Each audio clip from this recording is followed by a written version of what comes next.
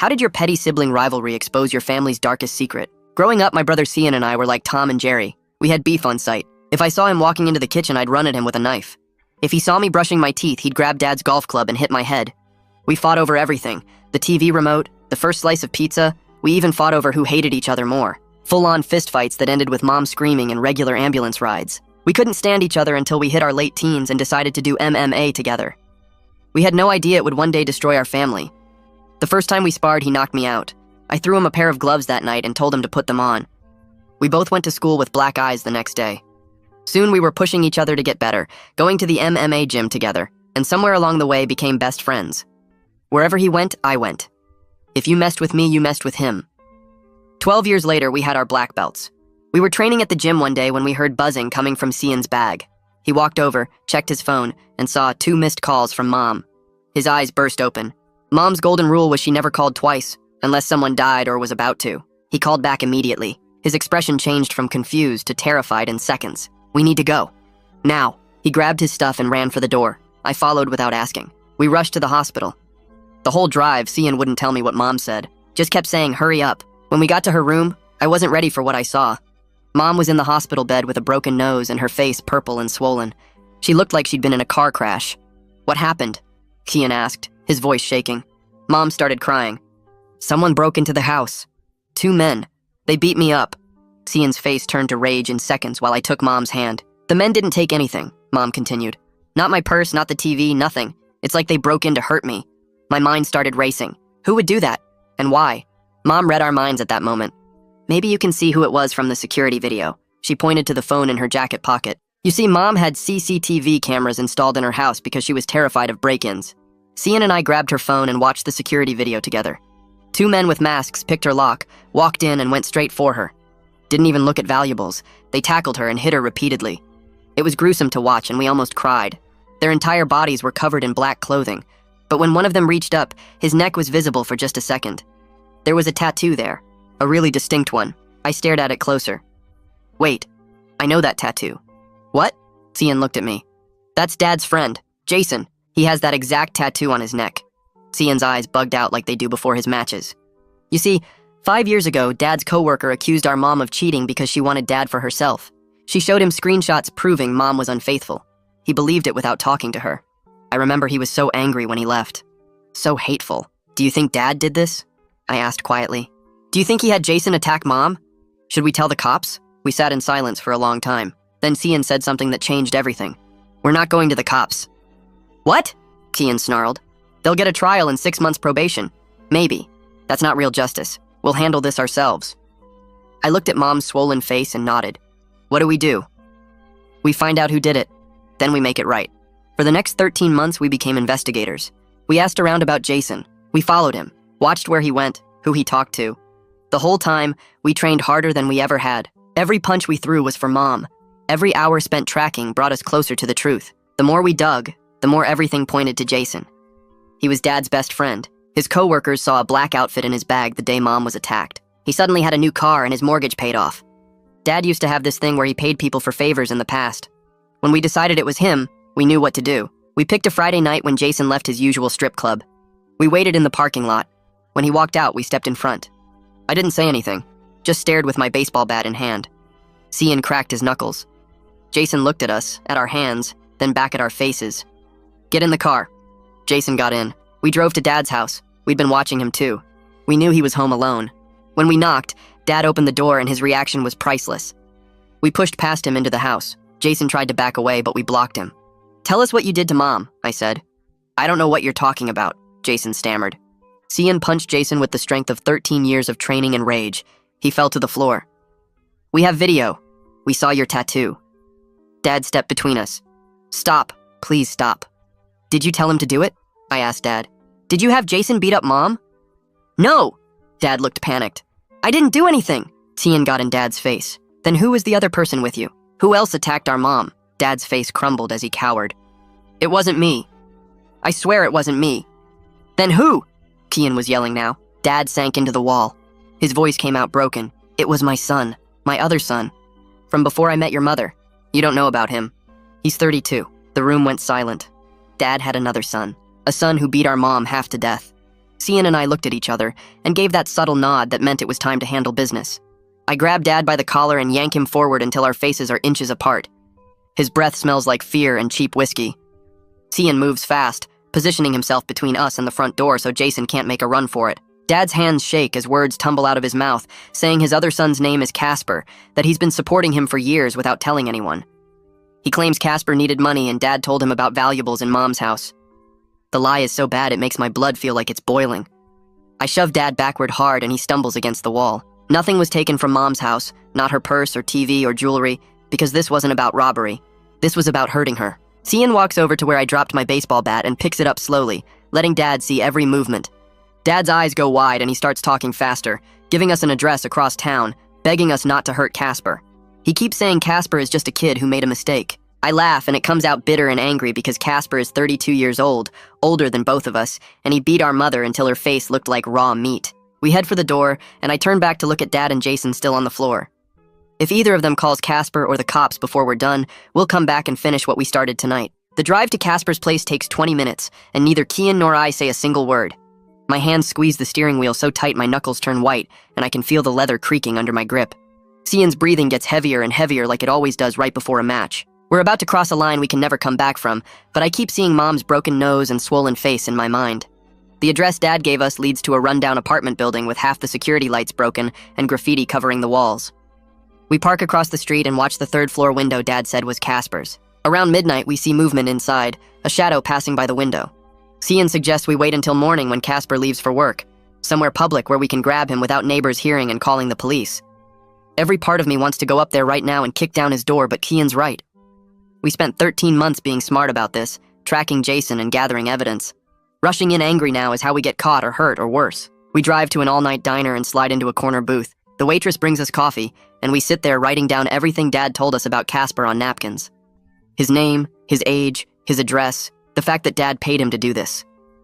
At 3 in the morning, my phone starts buzzing and Mom's name lights up the screen. My stomach drops because she never calls this late. I answer and hear her crying, asking where we are, saying she woke up from a nightmare about us getting hurt.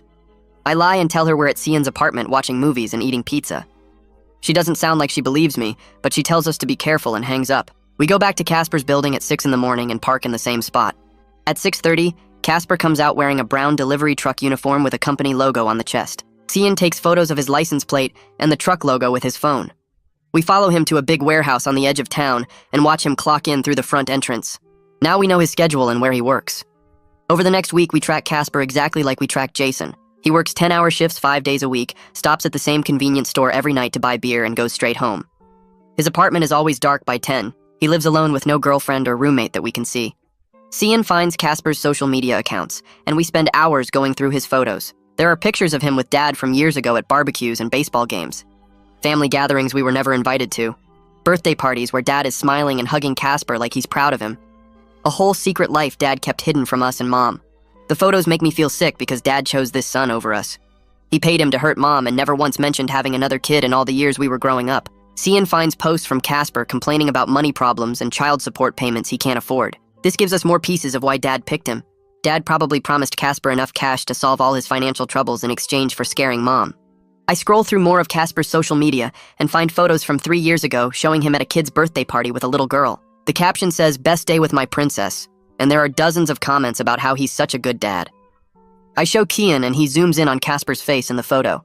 He looks happy and normal, not like someone who would beat a woman half to death for money. But then Cian scrolls to posts from 6 months ago where Casper is complaining about his ex-wife taking him back to court for unpaid child support.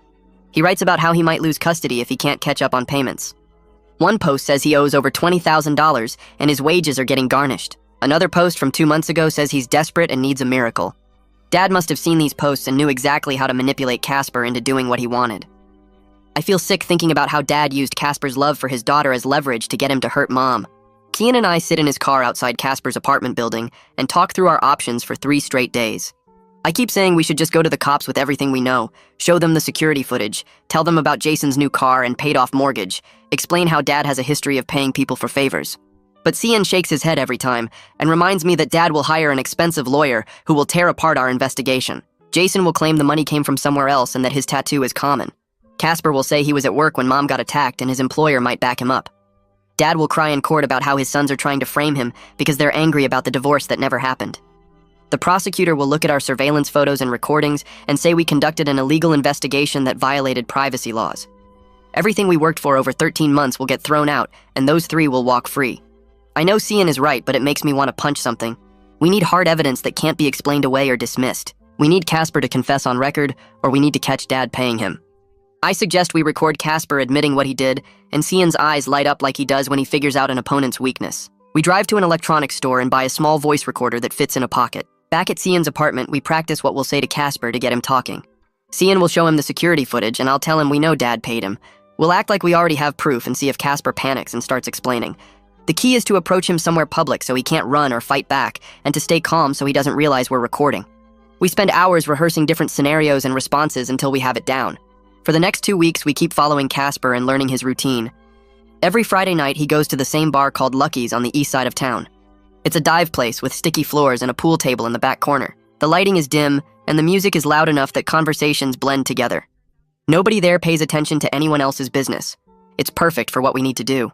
On the 3rd Friday, we follow Casper to Lucky's and watch through the window as he orders a beer and sits at the bar. We wait in the car until he's on his 3rd drink and starting to relax. His shoulders drop and he's laughing at something the bartender says. That's when we walk in and slide into the booth directly across from where he's sitting. Casper glances over at us, and his expression goes from casual to confused. He stares at Cian and then at me like he's trying to figure out where he knows us from. Then recognition hits and his face goes white. He stands up fast and his bar stool scrapes against the floor. I lean forward and tell him to sit back down, that we just want to talk about what happened to our mother. My voice is calm but firm, and I can see Casper calculating whether he should run for the exit or hear us out. He sits back down slowly, and his hands are shaking as he picks up his beer.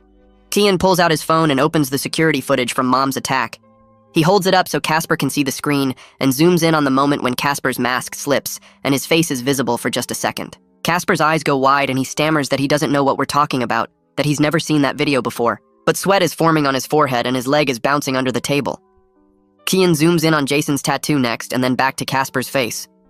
I lean in close and tell Casper we know everything, that Dad already told us he hired Casper and Jason, that Jason admitted to being there. Casper's mouth opens like he wants to deny it, but no words come out.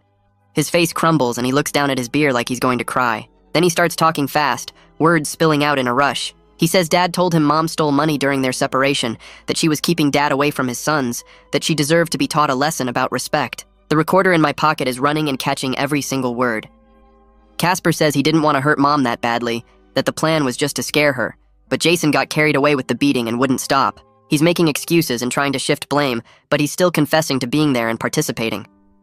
I ask him why he did it, and Casper's voice breaks. He says Dad promised him $15,000, enough to catch up on child support and keep his ex-wife from taking his daughter away for good. He says he was desperate, and Dad made it sound like Mom was a terrible person who had destroyed their family. My hands clench into fists under the table, but I force my voice to stay calm. I ask more questions about the planning, about when they broke in, about what Dad specifically told them to do. Casper keeps answering because he thinks we already know everything, and that cooperating might help him somehow. Cian asks when Dad paid him the money, and Casper says half up front and half after it was done. He pulls out his phone to show us his bank account as proof that he's telling the truth. His hands are shaking so badly he almost drops the phone, but he manages to pull up his transaction history. I take photos of his screen showing 2 cash deposits of $7,500 each. One is dated 5 days before Mom's attack, and one is dated 3 days after. It's perfect evidence that ties the payment directly to the timeline of what happened. Casper starts crying and saying he's sorry over and over. He says he needed the money so badly, that his daughter was going to be taken away, that Dad made Mom sound like she had ruined his life and deserved what happened.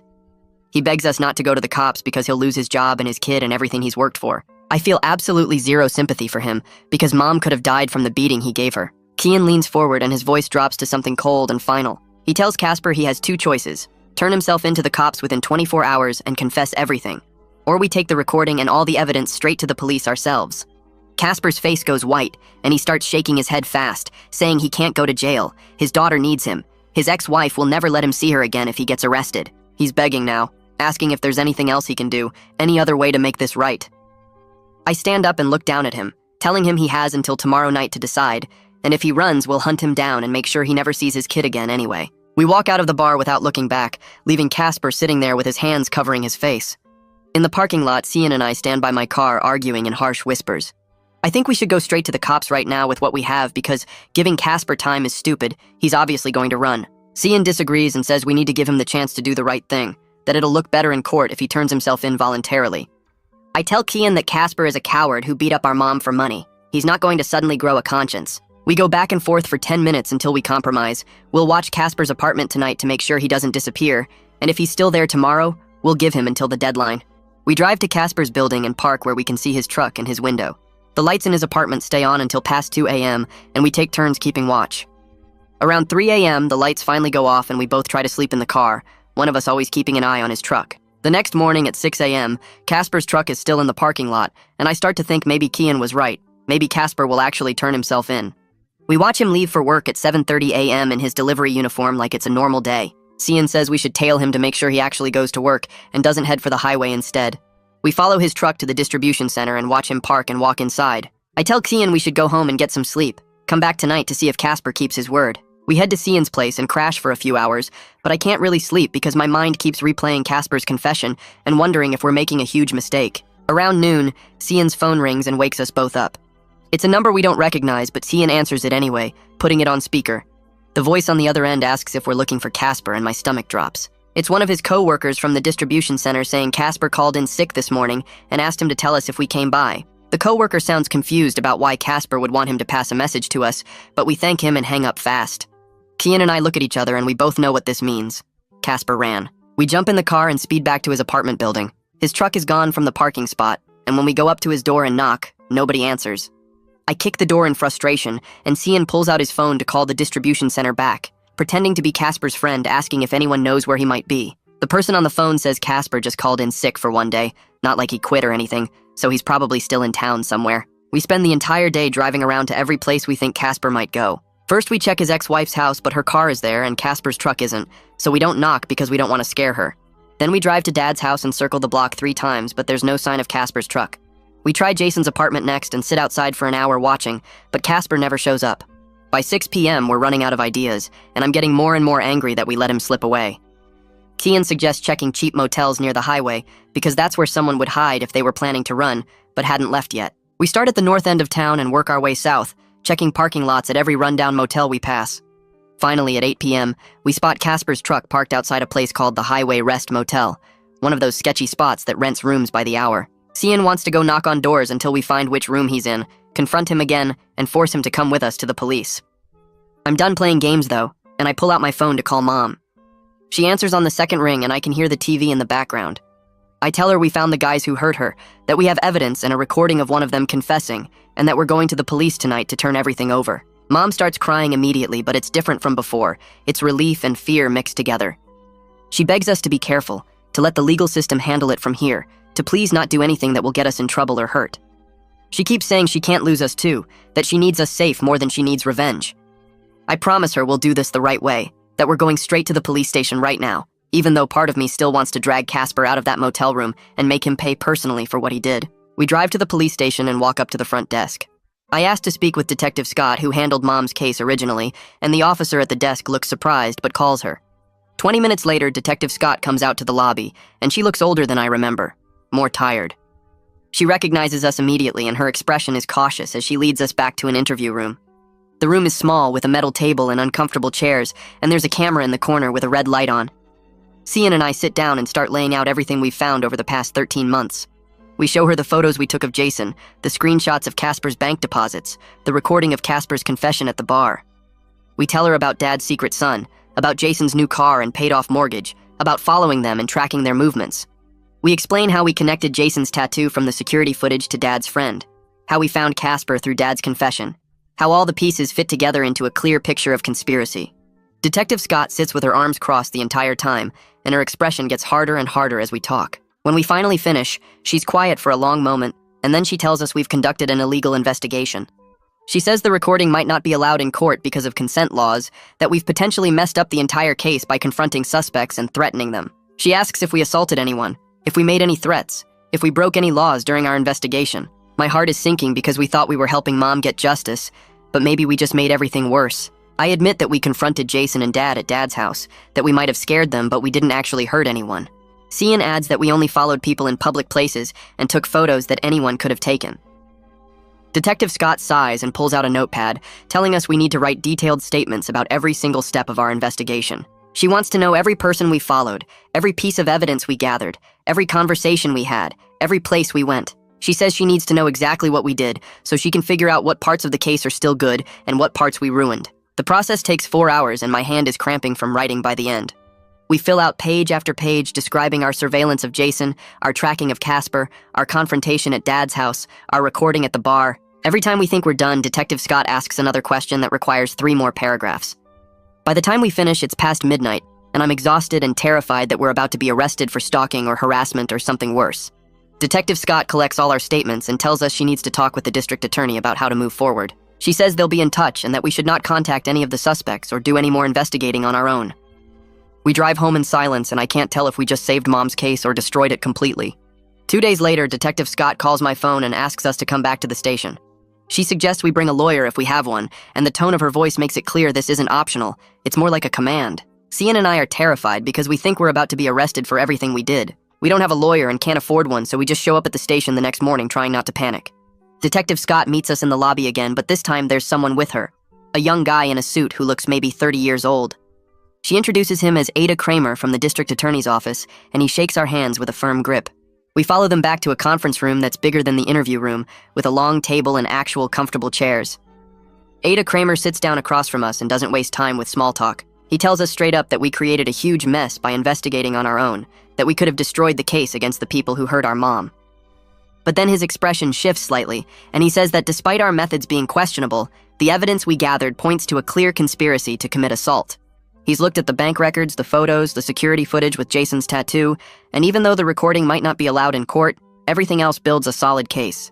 He says if we cooperate fully going forward and stop doing anything on our own, he's willing to work with us to prosecute Dad, Casper, and Jason for what they did to Mom. Kramer pulled out a folder and spread photos across the table, pointing to the bank deposits we'd documented. He said the financial records were solid evidence because they showed a clear pattern of payments right before and after the attack. The photos of Casper and Jason together gave context to their relationship.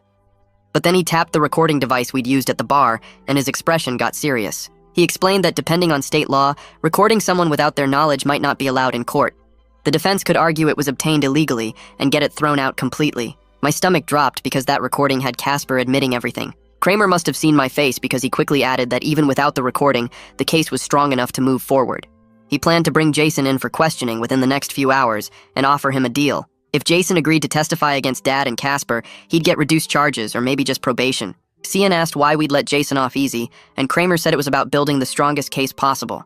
With Jason's testimony, they could prove Dad orchestrated the whole thing. Without it, Dad could claim he knew nothing, and Casper acted alone. Detective Scott nodded and said this was standard procedure in conspiracy cases. You flip the weakest link to get the bigger fish. I hated it but understood the logic. That same afternoon, Detective Scott and 2 other officers drove to the motel where we'd tracked Casper. Kramer let us wait at the station and watch through the window overlooking the parking lot when they brought suspects in. We sat there for 2 hours drinking bad coffee and barely talking. Finally, a police car pulled up, and I saw Casper in the back seat. The officers opened the door and Casper bolted the second his feet hit pavement. He sprinted toward the street, but Detective Scott had positioned the 3rd officer there. They tackled him hard onto the asphalt and cuffed him while he yelled about police harassment. Watching them walk him past the window in handcuffs should have felt satisfying. We'd spent 13 months tracking this guy. We'd confronted him, recorded him, and now he was finally caught. But instead, I felt empty. This wasn't the justice we originally wanted. We wanted to make him hurt the way he hurt Mom. We wanted him to feel scared and broken. Instead, he was just getting arrested and processed like any other criminal. Cian must have felt the same because he stared at the floor instead of watching Casper get brought inside. The whole thing felt too clean, too official, too far from the raw justice we'd imagined. Casper's lawyer showed up 3 hours later, some guy in an expensive suit who looked annoyed to be there. Kramer told us through the glass that Casper was invoking his right to remain silent on his lawyer's advice. This was completely normal and expected. Casper would sit in a holding cell until his arraignment hearing, probably in a day or 2. Then they brought Dad in for questioning. We couldn't hear what was happening, but we watched through the one-way glass as Dad sat across from Detective Scott looking small and scared. His lawyer arrived within 20 minutes and immediately shut down the questioning. Dad didn't say a single word. Then Jason came in separately with his own lawyer. Same result. Everyone lawyered up and refused to talk. Kramer said this was actually good for the prosecution because it meant they were scared and defensive. Innocent people usually wanted to explain themselves. Guilty people hid behind lawyers. Still, Watching all three of them walk out of questioning without giving statements made me feel like we'd accomplished nothing. We had evidence and recordings and photos, but they were all just going to sit there silently and let their lawyers do the talking. The next week crawled by slower than any week of my life. Every morning I woke up expecting news and got nothing. Every afternoon I checked my phone hoping Kramer would call with updates. Kian and I tried to train at the gym, but our hearts weren't in it. We'd go through the motions of sparring and hitting bags, but the whole time we were thinking about the case. Mom called us every day asking if we'd heard anything. On Wednesday, she went to court with Detective Scott and got a protection order against Dad, Casper, and Jason. The order said none of them could contact her, come near her house, or be within 500 feet of her. Lila Rose from the hospital met with Mom that same day to explain court procedures. She walked Mom through what an arraignment was, what a preliminary hearing meant, what to expect if the case went to trial. Mom called me after that meeting sounding overwhelmed. She said there were so many steps and so much waiting. Lila told her these cases could take months or even years to fully resolve. I tried to sound encouraging, but honestly, I was just as frustrated as she was. Friday afternoon, my phone finally rang with Kramer's number. He said Jason's lawyer had reached out about a cooperation deal. Jason was willing to testify that Dad paid him and Casper to assault Mom. He'd say Dad planned everything as revenge for the cheating accusations from 5 years ago. Jason would explain how Dad contacted him, how much money was offered, how they planned the break-in to look random. In exchange, Jason wanted his charges reduced from assault to accessory, and he wanted no jail time. Just probation and community service. I felt my jaw clench as Kramer explained this. Jason had helped beat Mom until her face was unrecognizable, and he wanted to walk free. Kramer said the deal was contingent on Jason's testimony being truthful and complete. If he lied or held anything back, the deal was off and he'd face full charges. He asked what Cian and I thought about accepting the deal. I told him I needed to talk to Cian and call him back. 2 days later, Kian and I sat in Kramer's office discussing the deal. I said I hated everything about it. Jason should go to prison for what he did. Kramer leaned back in his chair and said he understood our feelings, but we needed to think strategically. Without Jason's testimony, the case against Dad was much weaker. Dad's lawyer would argue that Dad was just venting to his son about his ex-wife. They'd say Casper took it upon himself to act, and Dad had no knowledge of the attack. Casper would probably claim the same thing, that he misunderstood or acted alone. The bank deposits could be explained as legitimate family support. The security footage showed Casper and Jason, but not Dad. Jason's testimony was the link that connected everything. He could testify that Dad explicitly hired them, that Dad gave specific instructions, that Dad paid them afterward. With Jason's testimony, the conspiracy case was solid. Without it, the case was shaky. Cian asked what happened if we said no to the deal. Kramer said they'd prosecute Jason too, but all 3 defendants would probably get lighter sentences because the evidence was weaker. Or worse, Dad might get acquitted completely. We agreed to the deal even though it made us sick. Getting Dad convicted mattered more than punishing Jason. Mom was harder to convince when we told her. She cried and said Jason hurt her just as much as Casper did. Why should he walk free while Casper went to jail? I explained what Kramer said about the testimony being crucial. She asked if we trusted Jason to tell the truth. I said the deal required him to be completely honest or he'd face full charges. After an hour of talking, she finally accepted it. She said she wanted Dad to pay for what he did more than anything. If letting Jason off was the price, she'd agree to it. 2 weeks later, Jason appeared in court and pleaded guilty to accessory to assault. He stood there looking at the floor while the judge explained his sentence. 2 years probation, 300 hours community service, and restitution payments to Mom for her medical bills. He agreed to testify fully and truthfully at Dad's and Casper's trials. Walking out of that courthouse knowing Jason was free made my hands shake with anger. 3 weeks after the arrests, Dad's arraignment finally happened. Kian and I sat in the courtroom watching Dad stand before the judge in an orange jumpsuit. The judge read the charges out loud. Conspiracy to commit assault. Dad's lawyer immediately entered a not guilty plea. Then the lawyer started arguing that Dad was just a father venting frustrations to his son. He said there was no evidence Dad explicitly ordered an attack. The payments to Casper were normal family support. Dad never intended anyone to get hurt. It was all Casper's misunderstanding and Jason's involvement. The prosecutor pushed back hard, citing Jason's cooperation agreement and upcoming testimony. The judge listened to both sides, then set bail at $50,000. I thought maybe Dad would have to stay in jail. But his lawyer pulled out a credit card right there in the courtroom and posted bail within an hour. Dad walked out a free man until trial. Watching him leave the courthouse in regular clothes, no handcuffs, no orange jumpsuit, made me want to scream. Casper's arraignment happened separately the next week. His lawyer entered a not guilty plea and immediately started attacking the evidence. He argued the security footage was too grainy to positively identify Casper. He said the bank deposits proved nothing because Dad could have been giving his son legitimate financial help. He claimed Casper was at work when the assault happened and had witnesses to prove it. Kramer stood up and methodically destroyed each argument. He had the bank deposits timed exactly with the attack. He had Jason's testimony placing Casper at the scene. He had the security footage showing Casper's face when his mask slipped. The judge wasn't buying the defense's arguments. He set bail at $75,000, higher than Dad's because Casper had actually committed the physical assault. Casper couldn't post bail. He stayed in jail waiting for trial. The preliminary hearings dragged on for 2 months with constant continuances and motions. Every time we thought we were making progress, some lawyer would file a motion to suppress evidence or request more time. Kian and I attended every single court date. We sat in the gallery behind Mom, showing Dad and Casper we weren't backing down. We wanted them to see us every time they walked into that courtroom. The stress started wearing on all of us. Mom stopped sleeping well and started taking medication for anxiety. Cian got short-tempered at the gym and snapped at people during training. I started having trouble sleeping because every time I closed my eyes, I replayed the confrontation at Dad's house. I kept thinking about how close we came to doing something we couldn't take back. How we almost became criminals ourselves trying to get justice. The legal system moved so slowly it felt like torture, but at least it was moving forward. At least Dad and Casper would eventually face real consequences. That had to be enough. One afternoon after a hearing, Detective Scott pulled Cian and me into a side hallway away from the crowd. Her face looked serious in a way that made my stomach tighten. She told us Dad's lawyer was building a case that we had harassed and threatened his clients. She said they had statements from Dad and Jason about the confrontation at Dad's house, and they were claiming we forced confessions through violence. Detective Scott looked us straight in the eyes and said we needed to stay away from Dad, Casper, and Jason completely, or we could face charges ourselves. The warning felt so unfair because we were the victim's family, but she made it clear she was trying to protect us. We agreed to keep our distance, even though every part of me wanted to show up at every court date and stare them down. Kian nodded and promised we'd stay away, and Detective Scott seemed relieved but still worried. She walked away and left us standing in that hallway feeling like somehow we were the ones in trouble. The next week, my phone rang while I was at work, and Stanley Bailey's name popped up on the screen. My hands got sweaty because Stanley never called unless something was wrong at the gym. I answered, and he asked me to come in for a conversation about the case. His voice sounded different, not angry, but disappointed, and that made it worse. I drove to the gym after my shift ended and found Stanley in his office with the door closed. He gestured for me to sit down and asked directly if Kian and I had done anything illegal during our investigation. I could have lied, but Stanley had been our coach for 12 years, and he deserved the truth. I told him about following Jason and Casper, about the confrontation at Dad's house, about everything we did before going to the police. Stanley listened without interrupting, and when I finished, he just shook his head slowly.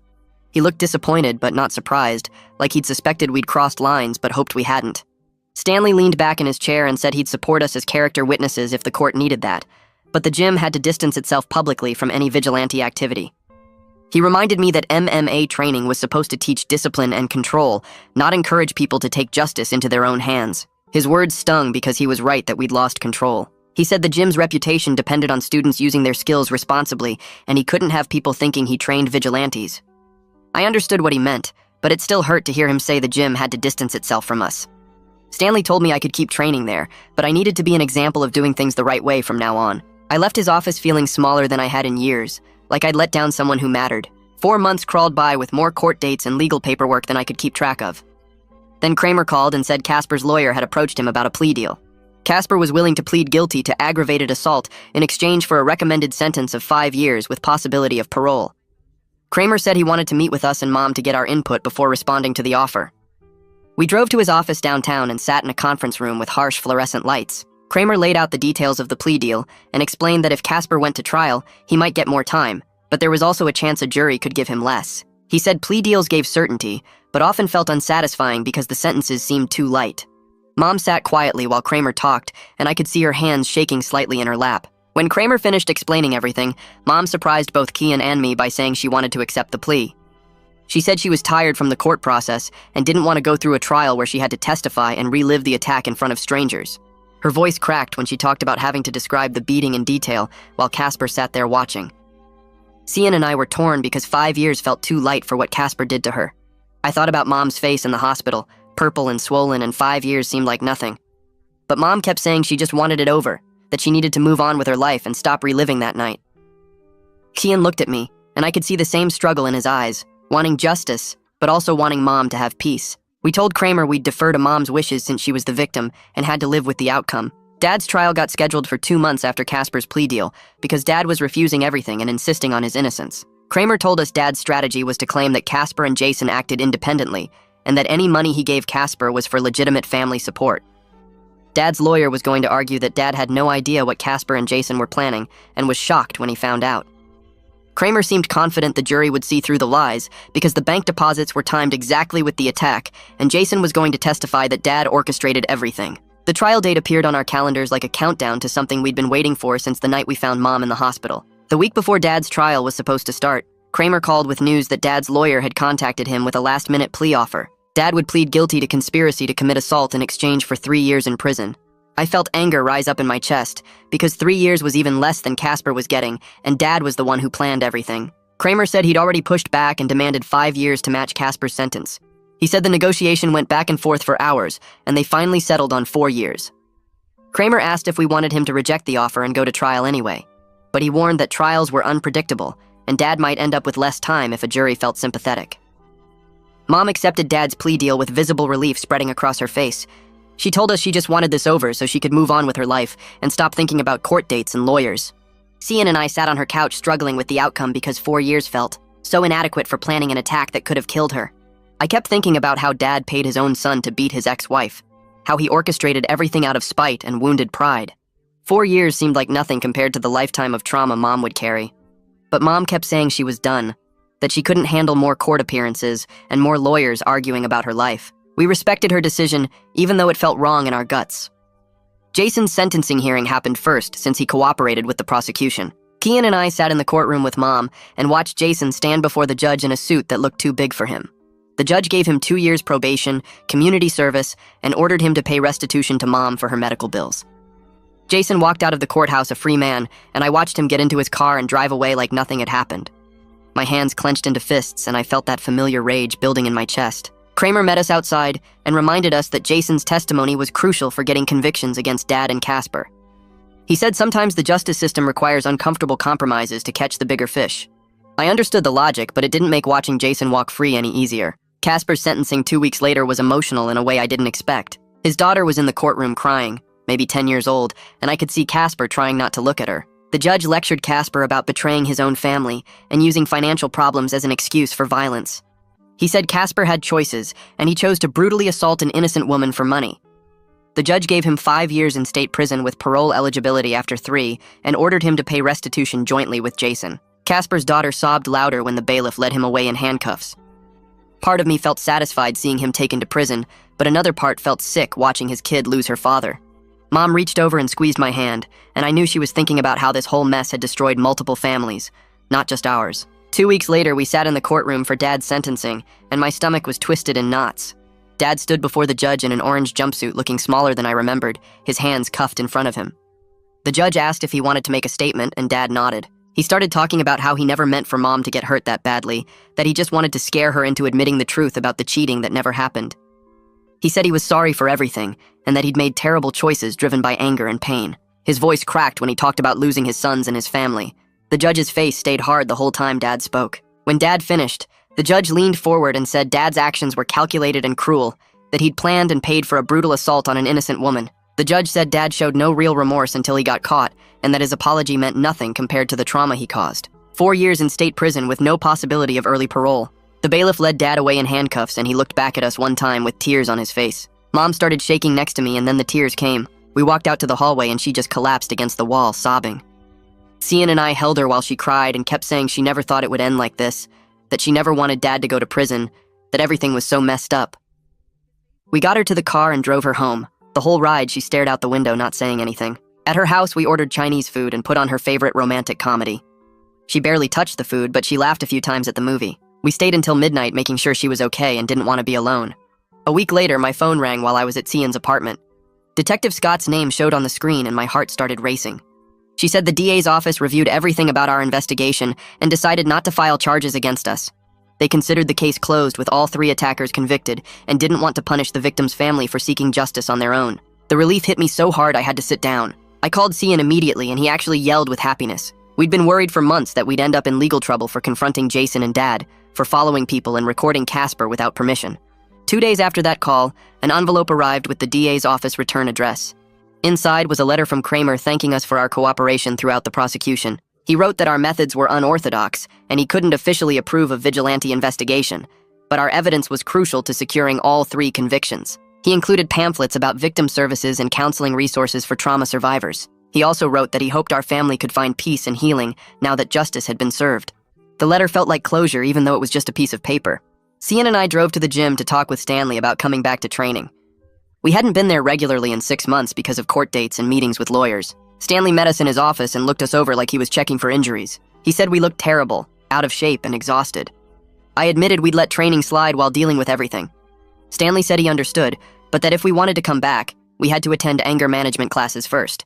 He said the gym couldn't have members who might lose control and hurt someone because they hadn't dealt with their rage issues. Cian started to argue, but I stopped him because Stanley was right. We'd almost destroyed our own lives chasing revenge, and we needed help processing that.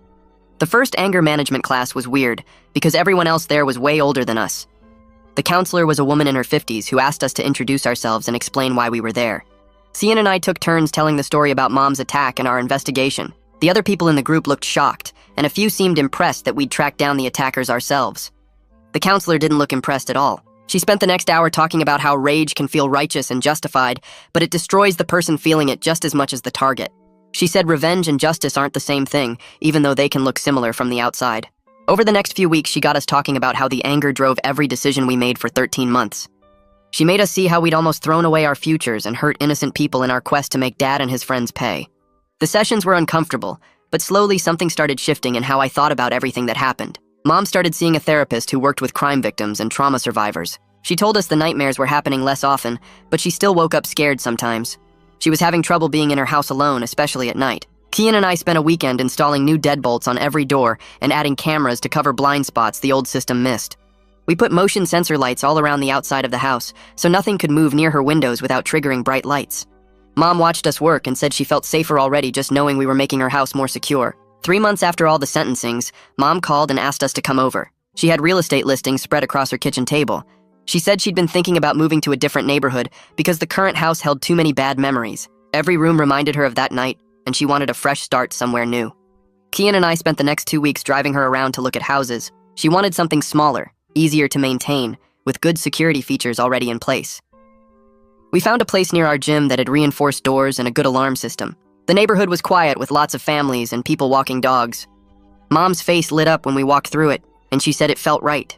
The moving process took 3 weeks, and all of us worked together packing up the old house. Cian and I made sure Mom's new place had locks on every window and reinforced frames on the doors. We installed cameras covering every angle and set up the alarm system to call our phones if it triggered. Mom joked that her house was more secure than a bank vault now, but we could see the relief in her eyes when she locked the doors at night. Lila Rose from the hospital called Mom regularly to check on her recovery. She connected Mom with a support group for assault survivors that met twice a month at a community center. Mom was nervous about going at first and said she didn't want to sit around talking about being a victim. Lila convinced her to try one meeting. After that first meeting, Mom came home and said it actually helped to talk with people who understood what she'd been through. She started going regularly and made friends with other women who were working through their own trauma. She told us the group made her feel less alone and gave her hope that she could heal and move forward with her life. 6 months after the trials ended, Cian and I walked into our last anger management session. The counselor sat across from us with 2 manila folders on her desk. She opened them and pulled out letters she'd written for our records, stating we'd successfully completed the program and developed healthy ways to handle our anger. We signed some paperwork, and she handed us the letters in sealed envelopes. Stanley was waiting for us at the gym when we showed up that afternoon. We gave him the letters and he read them carefully, nodding as he went through each page. He walked to his office and came back with 2 cheap frames from the dollar store. He put our letters in the frames and hung them on the wall behind his desk, right next to his black belt certificates and competition photos. He tapped the frames and said they'd remind everyone that being strong meant controlling your emotions, not just your fists. We started training seriously again the next week. The discipline felt good after months of court dates and stress. Our sparring sessions were different now because we were more aware of the damage we could do. Every time I threw a punch at Cian, I thought about the responsibility that came with 13 years of training. He moved the same way, more controlled and precise instead of just trying to land hits. Stanley pushed us harder than he ever had before, making us do extra rounds and more technical drills. He was channeling our intensity into technique rather than letting us fight angry. One Saturday morning, Mom showed up at the gym. We were in the middle of a sparring round when I saw her walk in and sit on the bench near the door. It was the first time she'd seen us spar since before the attack happened. Cian and I worked through our combinations, blocking and countering with the precision Stanley had been drilling into us for weeks. When the round ended, I looked over and saw Mom wiping tears from her face. She walked over and hugged both of us, not caring that we were sweaty and gross. She told us she was proud of how we'd handled everything, even though the path had been messy and painful. That meant more to us than any championship belt ever could. A year after Dad got sentenced, Mom called me at work. She sounded stressed and said she needed to talk to Cian and me about something. We met at her house that evening and she showed us a letter that had arrived in the mail. The return address was the state prison where Dad was locked up. The envelope was still sealed and Mom said she didn't know if she should open it or throw it away. Cian picked up the envelope and looked at it for a long time. I told Mom it was completely her choice, that she didn't owe Dad anything, including reading whatever he wanted to say. She took the envelope from Cian, walked to the kitchen and dropped it in the trash without opening it. She came back and said she was done with that chapter of her life. A few weeks later, Mom got a phone call from a victim advocate. The advocate explained that Casper's ex-wife wanted to apologize for what Casper had done. She had no idea Casper was planning to attack anyone, and she was horrified when she found out. The advocate asked if Mom would be willing to accept a letter. Mom agreed, and the letter arrived a few days later. Casper's ex-wife wrote that she was sorry for the pain Casper caused and that she hoped Mom could heal. She said she held no anger toward Mom and wanted her to know that Casper's daughter didn't know anything about the attack either. Mom sat at her kitchen table and wrote a response letter. She told Casper's ex-wife that she appreciated the apology and that she held no bad feelings toward her or Casper's daughter. She mailed it the next day and said it felt good to let go of some of the anger. Cian got a call from the director of a youth MMA program across town. They needed a new coach and Stanley had recommended him. Cian went to check out the program and came back excited about the opportunity. He accepted the position and started coaching kids twice a week. I went to watch one of his sessions and he was amazing with them. He taught them proper stance and basic combinations, but he also talked about respect and discipline. He told them that learning to fight meant learning when not to fight. Watching him work with those kids showed me how much we'd both grown from everything that happened. Around the same time, I started volunteering with a victim advocacy organization downtown. They helped families navigate the criminal justice system when someone they loved got hurt. My experience investigating Mom's case and going through the trials gave me knowledge that could help other families.